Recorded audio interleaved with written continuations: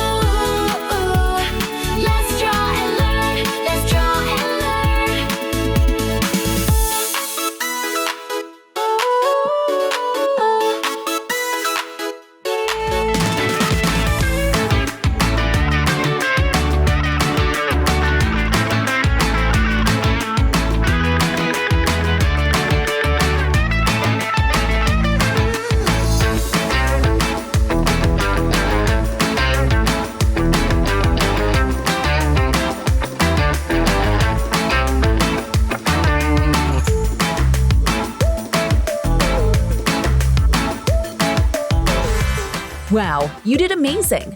Your drawing of Peppa, George, and their family having lunch looks so bright and happy.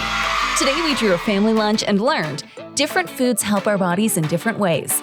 Trying new things can be fun, especially when you use your imagination. And sharing meals with family makes lunchtime special. And if you love smart stories and art, hit subscribe so you don't miss our next video on Let's Draw and Learn. See you next time, friends. Bye!